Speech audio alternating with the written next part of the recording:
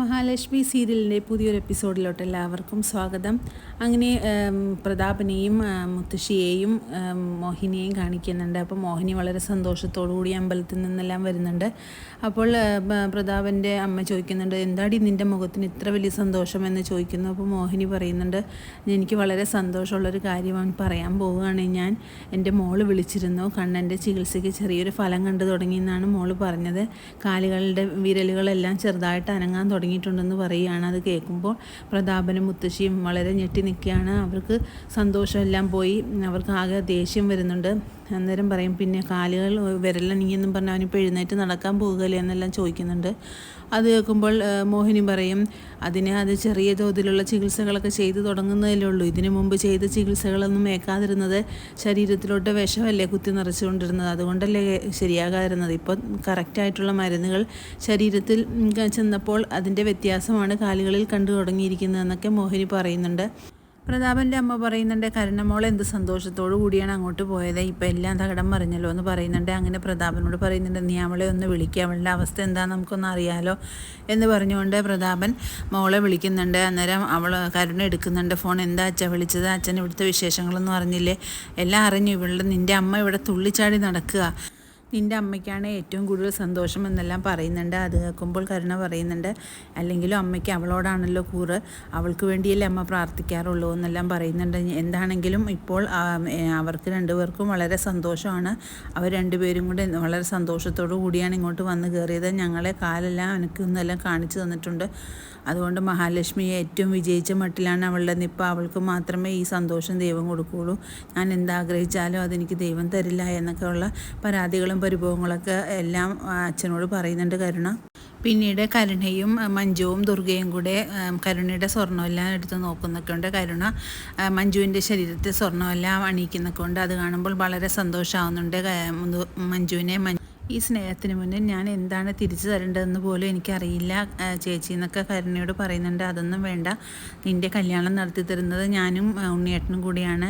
അയാൾ നടത്തി തന്നില്ലെങ്കിൽ വേണ്ട, ഞങ്ങൾ നടത്തിത്തരും നിൻ്റെ കല്യാണം എന്നൊക്കെ മഞ്ജുവിനോട് കരുണ പറയുന്നുണ്ട്. പിന്നീട് മഹാലക്ഷ്മിയാണ് കാണിക്കുന്നത്. മഹാലക്ഷ്മി കണ്ണനോട് പറയുന്നുണ്ട്, മഞ്ജുവിൻ്റെ കല്യാണത്തിന് നമ്മൾ സഹായിക്കണം, എന്തെങ്കിലും അവൾക്ക് കൊടുക്കാനുള്ളത് കൊടുക്കണം, നമ്മളത് കൊടുക്കാതിരുന്നാൽ അത് തീരെ മോശമായി പോകും എന്നൊക്കെ പറയുന്നുണ്ട്. അപ്പോൾ അത് കേൾക്കുമ്പോൾ കണ്ണൻ പറയുന്നു, അതൊരിക്കലും സംഭവിക്കില്ല, അവളോട് ഞാൻ പറഞ്ഞിട്ടുണ്ട്, എനിക്കിഷ്ടമില്ലാത്ത കല്യാണമാണിത്, അവൾ മേഘനാഥനെ തന്നെ കല്യാണം കഴിക്കുമെന്നല്ലേ വാശി പിടിച്ചിരിക്കുന്നത്, അത് അതുപോലെ നടന്നോട്ടെ, കല്യാണം നടക്കുന്നുണ്ടൊന്നും എനിക്ക് കുഴപ്പമില്ല, എൻ്റെ കയ്യിൽ നിന്നൊരു ചില്ലിക്കാശ് പോലും അവൾക്ക് കിട്ടില്ല, അത് ഉറപ്പാണ്, അത് ഞാൻ തീരുമാനിച്ചിരിക്കുന്ന കാര്യമാണെന്നൊക്കെ കണ്ണൻ പറയുന്നുണ്ട്. മേഘനാഥനെ പോലത്തെ ഇത്രയും വൃത്തികെട്ട സ്വഭാവമുള്ള അവനെ തന്നെ അവൾക്ക് കല്യാണം കഴിക്കണമെന്ന് നിർബന്ധമല്ലേ. അവൾ ചിലപ്പോൾ മേഘനാഥനെ മാത്രമായിരിക്കും ഇഷ്ടപ്പെടുന്നത്, പക്ഷേ മേഘനാഥൻ അങ്ങനെയല്ല, മഞ്ജുവിനെക്കാട്ടിയും ഒരു സുന്ദരിയായൊരു പെണ്ണിനെ കണ്ട് അവൻ അങ്ങോട്ട് ചായുവരും. അത് അവൾക്കറിയാതെയാണ്, അവളുടെ ജീവിതം അവൾ തന്നെ നശിപ്പിക്കുന്നുണ്ട്. അറിയാത്ത പിള്ള ചൊറിയും പറയുമെന്നെല്ലാം ഇങ്ങനെ കണ്ണൻ പറയുന്നുണ്ട്. പിന്നീട് മഞ്ജു മേഘനാഥനോട് ഈ വിവരങ്ങളെല്ലാം പറയുന്നുണ്ട്. കണ്ണേട്ടന് ഒരു തരത്തിലും നമ്മുടെ വിവാഹത്തിന് സമ്മതിക്കില്ല എന്ന് പറയുന്നുണ്ട്. അത് കേൾക്കുമ്പോൾ മേഘനാഥന് കൂടുതൽ ദേഷ്യമാവുന്നുണ്ട്. അങ്ങനെ മേഘനാഥന് വാമദേവനും കൂടെ പ്രതാപനെ വിളിക്കുന്നുണ്ട്. പ്രതാപനുമായിട്ട് പറയുന്നുണ്ട്, ഇത്രയും വലിയൊരു ചതി ഇനി ഇവരുടെ അടുത്തൊന്നും നമുക്ക് കിട്ടാനില്ല എന്നൊക്കെ പ്രതാപനോട് പറയുന്നുണ്ട്. പ്രതാപൻ പറയുന്നുണ്ട്, ഇവൻ ഇത്രയും വലിയ സ്വത്തിൻ്റെ അവകാശിയായിരുന്നെങ്കിൽ ഞാൻ ഈ കല്യാണം നടത്തില്ലായിരുന്നു, നിങ്ങളിതൊന്നും എന്നോട് പറഞ്ഞില്ലല്ലോ എന്നൊക്കെ പറയുന്നുണ്ട്. അപ്പോൾ വാമദേവൻ പറയുന്നുണ്ട്, ഇനി അതൊന്നും പറഞ്ഞിട്ട് കാര്യമില്ല, ആ മഹാലക്ഷ്മിയാണ് ഇതിൻ്റെയൊക്കെ പിറകിൽ, അവളെ എന്ന് കല്യാണം കഴിച്ചു കൊണ്ടുവന്നു അന്ന് മുതലാണ് കണ്ണൻ ഈ മാറ്റങ്ങളെല്ലാം സംഭവിച്ചതെന്നൊക്കെ പറയുന്നുണ്ട്. പിന്നീട് അനന്തവും ലേഖയും കൂടെ മഹാലക്ഷ്മിയും കണ്ണനെയും കാണാൻ വരുന്നുണ്ട്. അത് കാണുമ്പോൾ ദുർഗയ്ക്കും മഞ്ജുവിനും കരുണയ്ക്കെല്ലാം വളരെ ദേഷ്യമാകുന്നുണ്ട്. അപ്പോൾ അവരെവിടെയാണെന്ന് ചോദിക്കുമ്പോൾ റൂമിലുണ്ടെന്നെല്ലാം പറഞ്ഞു വിടുന്നുണ്ട്. അങ്ങനെ അവർ രണ്ടുപേരും കൂടെ മഹാലക്ഷ്മിയും കണ്ണനെയും കാണാൻ അവരുടെ റൂമിലോട്ട് എത്തുന്നുണ്ട്. എന്നിട്ട് എങ്ങനെയുണ്ട് നിങ്ങളെ കണ്ടിട്ട്, ഇവർക്ക് എന്താണ് ഇവരുടെ പ്രതികരണം എന്നൊക്കെ അനന്ത് ചോദിക്കുന്നു. അത് അപ്പോൾ കണ്ണൻ പറയുന്നുണ്ട്, അവർക്ക് എൻ്റെ കാൽവിരലുകൾ അനങ്ങുന്ന കണ്ടപ്പോൾ ആകെ ഷോക്കായി പോയി, അവർ ഒട്ടും വിചാരിച്ചില്ലല്ലോ ഞാൻ വീൽ ചെയറിൽ തന്നെ ജീവിതകാലം മുഴുവൻ കഴിയുമെന്നല്ലേ അവർ വിചാരിച്ചത്, പക്ഷേ എനിക്ക് വന്ന മാറ്റങ്ങൾ കണ്ടപ്പോൾ അവരാകെ ഞെട്ടിപ്പോയെന്ന് പറയുന്നുണ്ട്. എന്താണെങ്കിലും നിങ്ങൾ വളരെ സൂക്ഷിക്കണം, ഇനി അങ്ങോട്ട് നിങ്ങളെ വീണ്ടും ചതിക്കാനും കൊല്ലാനുമുള്ള ശ്രമങ്ങളൊക്കെ നടക്കും, അതിനുള്ള പ്ലാനുകൾ അവൾ ഇപ്പോൾ തന്നെ നടത്തുന്നുണ്ടായിരിക്കും, അതുകൊണ്ട് നിങ്ങളുടെ മരുന്നുകളെല്ലാം നിങ്ങൾ സൂക്ഷിച്ച് വെക്കണം, ലോക്കറിൽ വെക്കണം എന്നൊക്കെ പറയുന്നുണ്ട്. നിങ്ങളുടെ റൂം നിങ്ങൾ പൂട്ടി ഭദ്രമായിട്ട് വേണം പുറത്തോട്ട് പോകാൻ എന്നൊക്കെ പറയുന്നു.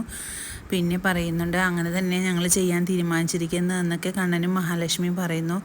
അപ്പോൾ അനന്ത് പറയുന്നുണ്ട് അതിന് വേറൊരു പണിയുണ്ട്, നമുക്കൊരു CCTV ക്യാമറ വെച്ചാലോ. അപ്പോൾ നിങ്ങളില്ലാത്ത സമയത്ത് അവർ ഇതിനകത്ത് കയറുമ്പോൾ നിങ്ങൾക്ക് കാണാൻ കഴിയും, നിങ്ങളുടെ രണ്ടുപേരുടെ ഫോണിലോട്ട് അത് കണക്ട് ചെയ്ത് വെച്ചാൽ മതി എന്നൊക്കെ പറയുന്നുണ്ട്. അനന്തും അത് പറയും. അത് കേൾക്കുമ്പോഴത്തേക്കും കണ്ണൻ പറയുന്നുണ്ട് അത് ശരിയാണ്, അത് നല്ലൊരു ഐഡിയ ആണെന്ന് പറയുന്നു.